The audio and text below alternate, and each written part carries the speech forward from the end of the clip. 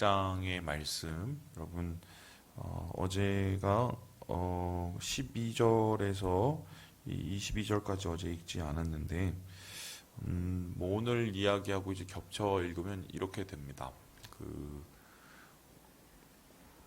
예, 고린도 교회에게 편지를 4번 이상 씁니다. 최소 제가 볼 땐 5번인데요.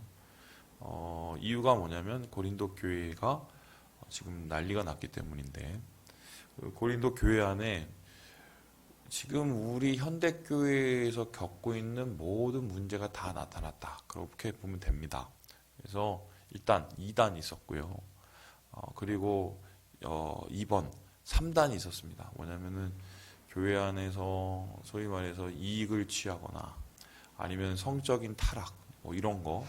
그리고 이 교회에서 이 성령의 은사주의의 폐해가 나타나서 분당 짓고 싸우고 자기 편 만들고 막 이런 게 늘어났고, 또 뿐만 아니라 거기에 한층 더 나아가서 고린도 교회를 세운 사람이 바울인데, 바울의 사도성과 그리고 바울의 복음 자체를 부정하려는 움직임들이 나타났습니다. 그래서 이렇게 4분 5열이 일어나서 교회가 정말 이 경망스러운 표현으로 아작이 나게 생겼어요. 완전히 끝나게 생겼는데, 바울은 이 소식을 듣고 괴로워하면서 편지를 쓰고, 그 편지를 쓰는 것에서 그치지 않고 고린도 교회를 찾아가게 됩니다. 찾아갔는데 자기가 찾아가게 되면 뭔가 그래도 변화의 조짐이 보일 거라 생각을 했어요. 그러니까 찾아갔겠죠. 그런데 결국 바울이 찾아가게 된 것이 아니 간만 못하게 되었습니다. 왜냐하면 고린도 교인들이 완전히 냉대를 한 거예요. 여러분, 제가 우리 교회에서 목사지 나가면 아저씨입니다. 그죠? 예. 특별히 좀 나이 어린 아이들이 말을 막 배우는 애들이 항상 그거를 자각시켜줘요. 아저씨, 아저씨. 제가 아저씨죠. 예, 아저씨인데, 교회에서 제가 이렇게 강단에 서고 또 뭐 우리 성도들에게 이런저런 뭐 나눔을 하고, 또 개인적으로 이렇게 또 이런저런 또 권면을 드리고, 사실 뭐 그럴 수 있는 거는 여러분이 저를 목사라고 생각하셔서 그래요. 목사라고 인정해 주시니까. 그런데 나가면 아저씨입니다. 그래서 나가서 사람들한테 아무리 좋은 말을 많이 하고, 아무리 그 하나님의 진리를 가르치고, 아무리 뭔가 이 하나님 안에서의 변화를 요구한다 한들 그 귓등으로나 제대로 듣겠습니까? 지금 바울이 그런 취급을 당했어요. 그러니까 자기가 세운 교회에 가서 그 교회의 문제점을 좀 뭔가 해결을 하려고 했는데 가서 아저씨 취급을 받은 거예요. 그래서 충격을 먹고 이제 돌아옵니다. 얼마나 충격이 컸겠어요? 여러분, 그 상황에 그 사람들을 다시 보고 싶었겠습니까? 그렇게 바울을 크게 냉대했던 이유가 뭐냐면, 이 고린도 교회 내에서 거짓 교사들과 그리고 그 자기의 의에 빠진 사람들이 교회를 장악하고 있었던 거예요. 그래 놓으니까 바울이 찾아와서 이런저런 얘기를 하고 그들의 잘못을 드러내니 절대로 기뻐할 리가 없죠. 마치 바울을 자기 밥그릇을 뺏는 자처럼 여겨서 그를 소위 말해서 사람들 사이에서 몰아내게 되는 뭐 이런 일을 바울이 당한 거예요. 자, 그렇다면 이 상황 속에서 바울은 어떻게 해야 될까? 가도 안 돼, 편지를 써도 안 돼. 제가 만일에 이 상황이면 죄송한 말씀이지만 더러워서 안 합니다. 그런데 오늘 참 바울인 이유를 알게 되죠. 바울은 정말 목사 중에 목사요. 선교사 중에 선교사요. 선생 중에 선생입니다. 왜 그러냐? 우리 함께 2장 4절의 말씀을 같이 한번 읽어보겠습니다. 시작. 내가 마음에 큰 눌림과 걱정이 있어 많은 눈물로 너에게 쏟노니 이는 너희로 근심하게 하려 한 것이 아니요 오직 내가 너희를 향하여 넘치는 사랑이 있음을 너희로 알게 하려 함이라. 안 되니까, 가도 안 되니까 만날수록 오히려 힘든 사이. 알죠? 그게 뭔지요? 그러니까 이제는 이게 말로 해결될 게 아니구나. 이 말로 될 게 해결이 되는 거 아니구나. 그러니까 쉽게 설명하면 자기 자식 내미가 있는데 듣지도 않아요. 그리고 뭐 엄마 아빠를 뭐 그냥 몰아내고 엉망진창이고, 뭘 하느냐? 눈물로 기도를 합니다. 방법이 없잖아요. 그러니까 뭐 세상적인 방법을 못 썼겠어요? 그 고린도 교회 그래도 자기를 좋아하고 자기의 편이 있었을 텐데, 그러면 그 편을 이렇게 딱 이용해 갖고 그 사람들을 중심으로 세력을 만들고 나쁜 세력들을, 자기를 반대하는 세력들을 몰아내고, 이게 정치죠? 그런 거 바울도 할 수 있어요. 그리고 바울도 그렇게 옛날에 그 바리새파에 있으면서 얼마든지 그런 거 했던 사람이고, 그렇게 해서 스데반도 죽여받고 다 해봤거든요. 근데 그렇게 안 해요. 그냥 하나님 앞에 눈물로 무릎으로 나아갑니다. 이 잘못된 길로 가고 있는 이 교인들, 그들을 위해서 무릎을 꿇음으로 자기의 눌림과 걱정을 하나님 앞에 다 쏟아내놓으면서 하나님, 이들을 돌이켜 달라고 그렇게 간절히 기도하면서 주님이 주시는 마음으로 다시 편지를 또 쓰는 거예요. 또 쓰는 거예요. 이거를 얘네들이 들을지 말지도 잘 모르는데 그걸 또 열심히 쓰고 있는 거예요. 더구나 여러분 아시겠지만 이거 지금 바울이 쓰고 있을 때 지금 바울의 몸 상태도 좋지도 않고 지금 뭐 감금되어 있는 상황인데, 이 상황 속에서도 포기치 않고 다시 편지를 씁니다. 여러분, 바울이 이렇게 고린도 교회를 향해서 끈질긴 이 사랑의 행보, 또 끈질긴 이들을 향한 이 가르침, 그리고 이들을 향한 편지를 끊임없이 보내는 이유가 무엇이겠습니까?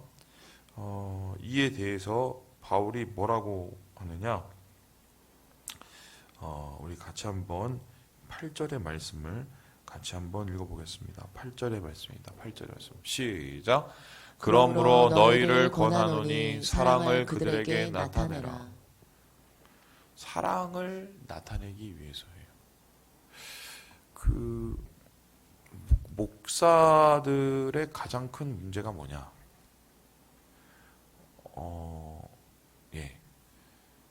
예수 많이 믿은 사람들의 가장 큰 문제가 뭐냐? 말은 정말 엄청 잘합니다.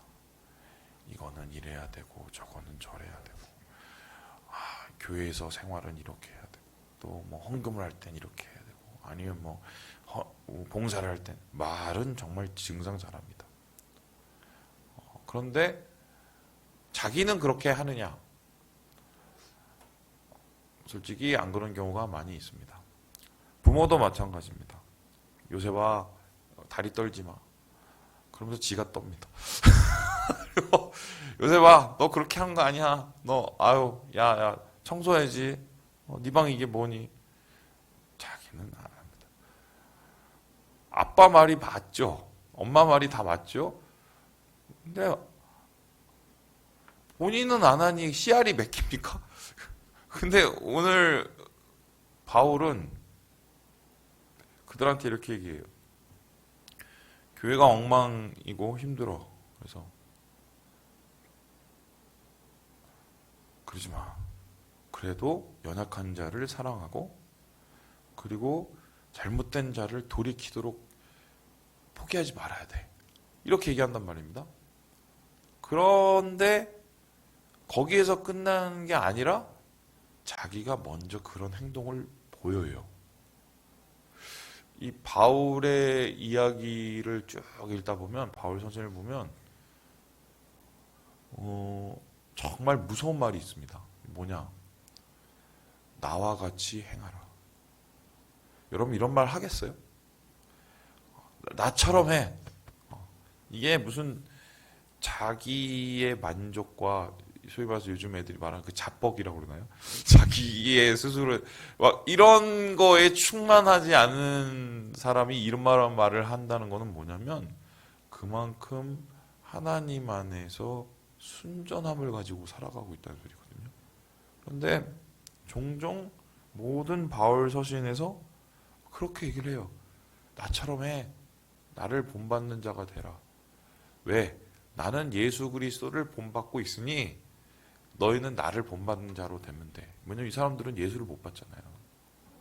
지금 고린도 교회의 그 말 정말 안 듣는 그 교인들을 향해서 그래도 사랑해야지, 그래도 포기하지 말아야지 말하는 이유는 바로 그들 안에 있는 마지막 가능성, 하나님이 그들을 포기하지 않으시고 예수 그리스도께서 그 교회를 여전히 사랑하신다는 그 가능성을 바울이 믿기 때문입니다.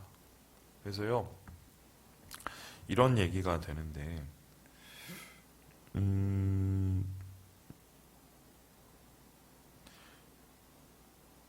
사람은 포기하면 안 됩니다. 사람이 우리의 상황을 참 어렵게 만들어서 포기를 시켜도 그 영혼에 대한 사랑, 사람을 사랑하는 것을 포기하면 안 됩니다. 그거는 하나님의 뜻이 아닙니다. 어느 순간이라도. 에베소 교회에 예수님께서 나타나셔서 권고를 하십니다. 요한계시록 2장에 보면 에베소 교회에게 뭐라고 하느냐? 너희가 처음 사랑을 버렸노라. 그런데 에베소 교회는 처음 사랑을 버리지 않은 것처럼 생각했습니다. 왜입니까? 이단도 잘 쫓아내고 믿음의 순수성도 잘 지키고 또 교회에 나아갈 방향, 뭐 선교 이런 거 되게 잘했단 말이에요. 그런데 그럼에도 불구하고 주님이 그들을 향해서 말씀하시기를 내가 처음 사랑을 버렸노라. 여기서 말하는 처음 사랑은 주님에 대한 사랑이라기보다는 사람을 사랑하는, 영혼을 사랑하는 그 사랑입니다. 아무리 힘들어도 영혼을 포기하지 않으려는 그 사랑을 버렸기 때문에 지금 에베소 교인들이 영적으로 껍데기가 돼버렸다라고 주님이 그들에 대해서 말씀을 하시죠. 그래서요, 오늘 이 고린도 교회를 향하여서 나아가는 그런 것들, 바로 자기가 먼저 예수 그리스도의 마음을 가지고 나아가는 모습, 이것이 참 우리가 바울에게 본받을 큰 교훈입니다. 바울은 그래서 이렇게 얘기를 합니다. 우리 함께 10절의 말씀을 같이 한번 읽어보겠습니다. 10절입니다. 시작.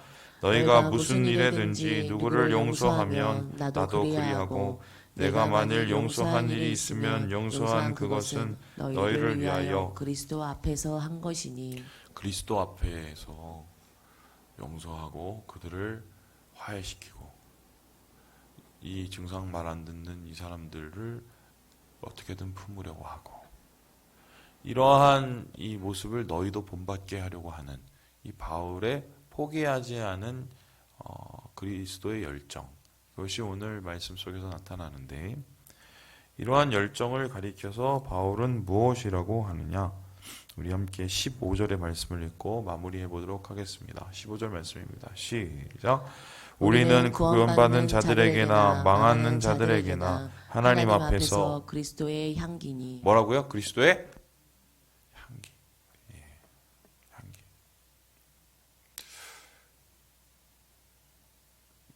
예. 저는 이 향수를 별로 안 좋아해서요. 사다 주면은 이제 항상 한 2번 쓰고 집에 이렇게 넣어놔서 나중에 화장실에 뿌리고 막 이러는데 예, 좀 좀 이렇게 인공향을 별로 좋아하지 않아요. 저는 오히려 그 어떤 향을 좋아하냐면 이게 좀 이상한데요. 제가 생각해도 그 옛날 비누향 아세요? 그 다이알 뭐 이런 거 그런 거 되게 좋아해요. 그래서 그런 냄새가 좀 이렇게 산뜻한 느낌?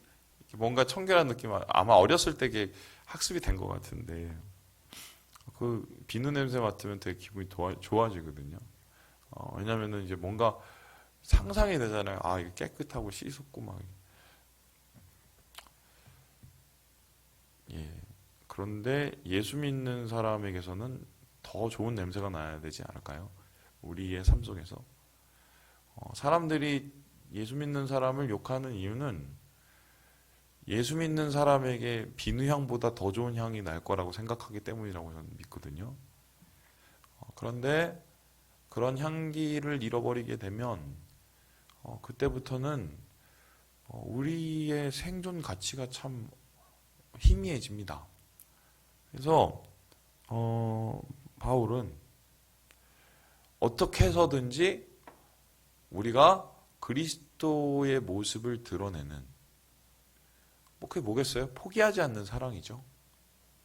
포기하지 않는 친절, 그리고 포기하지 않는 존중, 뭐 이런 거를 마음속에서 품고 있는 예수쟁이가 되라. 이렇게 말을 하고 있습니다. 말씀을 마칩니다.